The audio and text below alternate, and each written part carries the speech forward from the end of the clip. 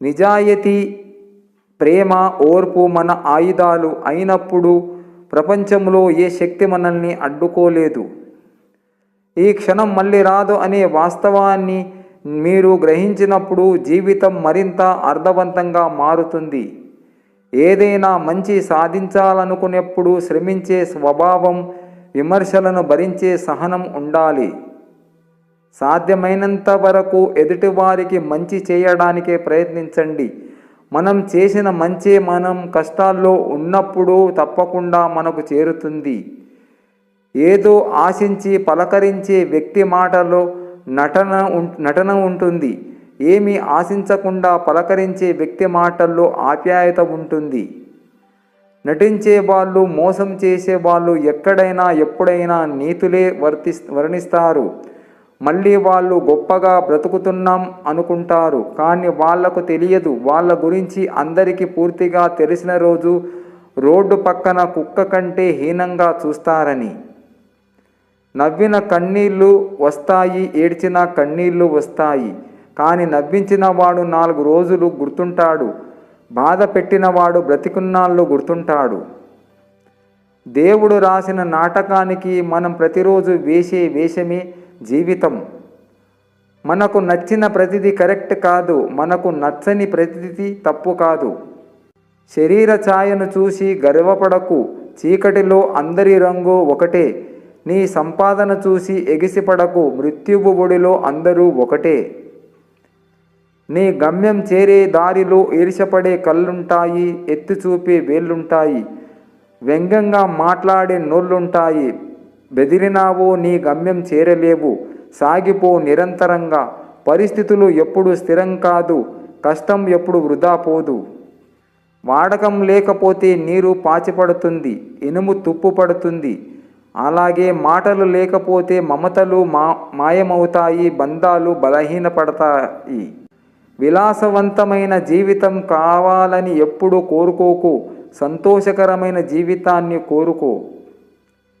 ఈర్ష్య, అసూయ 2 కనులలో నలుసులాంటివి. వాటిని మనసులో నుండి తొలగించుకుంటేనే మనం స్వచ్ఛమైన, నిర్మలమైన ప్రపంచాన్ని చూడగలం, ఆనందంగా ఉండగలం. ఎదుటి వాళ్లకు అనుకూలంగా ఉంటే మంచివాళ్ళు, ప్రతికూలంగా ఉంటే చెడ్డవాళ్ళం. ఒకరిని మనం మోసం చేసినంత మాత్రాన పొందే ఆనందం క్షణికమే అయినా మరొకరికి దగ్గర మనం అంతకంటే ఘోరంగా జీవితాంతం బాధపడేలా మోసపోవచ్చు. అందుకే పెద్దవాళ్ళు అంటారు, తాడిని తన్నేవాడుంటే వాడి తలను తన్నేవాడు ఇంకొకడు ఉంటాడని. డబ్బుతో కొనే వస్తువు కొనడం మంచిదే, కానీ డబ్బుతో కొనలేని వస్తువులను పోగొట్టుకోవడం మాత్రం మంచిది కాదు. నీ పరిస్థితులు ఎలా ఉన్నా నీ కర్తవ్యం నీకు గుర్తు ఉంటే జరగవలసిన పనులు అవే జరుగుతాయి. ఎదుటివారి మాటలు కించపరిచేదిగా ఉన్నా మన మాట ఓదార్పునిచ్చేదిగా ఉండాలి. చదివిన ప్రతి అక్షరం ఏదో ఒక చోట ఉపయోగపడుతుంది.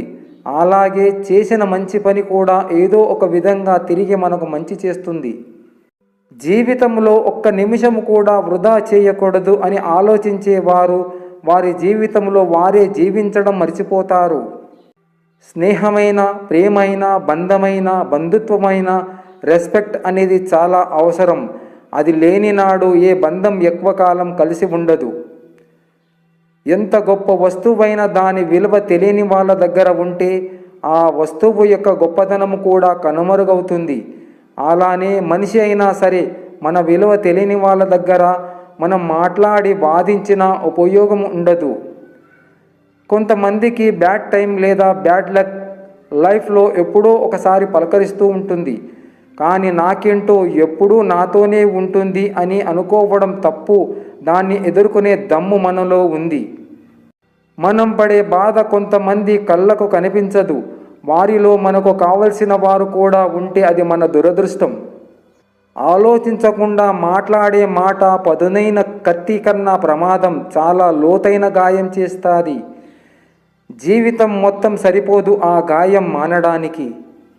నీకోసం వెతికే కళ్ళు, నీకోసం ఎదురు చూసే మనసు నిన్నే తలుచుకుంటుంది. ఈ ప్రాణం నా ఊపిరి ఆగే చివరి క్షణం వరకు నీకోసం ఎదురు చూస్తూనే ఉంటుంది. ఇష్టమైన దానికోసం పోరాడి సాధించాలి. సాధించిన దానిని జీవితాంతం కాపాడుకోవాలి. ప్రతి ఒక్కరికి తల వంచకు, ఒంటరివాడివి అయిపోతావు. ప్రతి ఒక్క విషయాన్ని భరించకు, అందరు ముందు అలుసు అయిపోతావు. రోజులు మారాయి. పూర్వం రోజుల్లో ఒక మంచి పని చేస్తే 10 మంది మిత్రులు అయ్యేవాళ్ళు. ఈ రోజుల్లో ఒక మంచి పని చేస్తే 25 మంది శత్రువులు తయారవుతున్నారు. ఈ రోజుల్లో అతిథి మర్యాదలన్నీ డబ్బు, హోదాని చూసే ఉంటాయి తప్ప మంచితనాన్ని చూసో లేక గుణాన్ని చూసో ఉండవు. ఈ సృష్టిలో నిన్ను బాధించేవారు వేరెవరో కాదు, నువ్వే. నీది అనుకునే నీ శరీరమే నీకు శాశ్వతము కాదు అని తెలిసినా అది తెలుసుకోక నీ చుట్టూ ఉన్న బంధాల కోసం బాధపడుతున్నావు. ఒక్కటే జీవితం, ఎదురు దెబ్బలు ఎన్నో, ఒక్కటే మనసు, గాయాలు ఎన్నో, ఇంకెన్నో. ఒక్క మాట ఒకరి జీవితాన్ని మార్చేస్తుంది. ఒక్క మాట మనలో ధైర్యాన్ని నింపుతుంది. ఒక్క మాట ఒంటరితనాన్ని పొగుడుతుంది.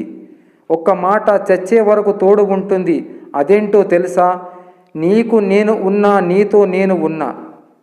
ఎప్పుడూ గెలిచేవాడు ఒక్కోసారి తప్పు చేసైనా గెలవడానికి వెనుకాడరు. అదే ఓటమిని చూసేవాడు ఎక్కడ ఏ తప్పు జరగకుండా తిరిగి ప్రయత్నం చేస్తూ గెలవాలి అనుకుంటాడు. అమ్మతో ప్రేమగా మాట్లాడాలి, నాన్నతో మర్యాదగా మాట్లాడాలి, సోదరితో ఆప్యాయంగా మాట్లాడాలి, సోదరుడితో మితిమీరకుండా మాట్లాడాలి, చిన్నారితో ముద్దుగా మాట్లాడాలి, దేవునితో మౌనంగా మాట్లాడాలి, మిత్రులతో మనసు విప్పి మాట్లాడాలి, ఎప్పుడూ మాట్లాడాలి, ఎవరిని నొప్పించకుండా. నాలో పొరపాటు ఉందా అని ఆలోచన కలిగితే మీరు భగవంతునికి సమీపంగా ఉన్నట్లు. పొరపాటు గుర్తించి మారాలని ఆలోచన కలిగితే భగవంతునికి తోడులో ఉన్నట్లు. చనిపోయిన తర్వాత పుణ్యాత్ములు స్వర్గానికి, పాపాత్ములు నరకానికి వెళ్తారు అని పెద్దలు అన్నారు. కానీ బ్రతికి ఉన్నప్పుడు పుణ్యాత్ములు నరకములో, పాపాత్ములు స్వర్గములో బ్రతుకుతున్నారు.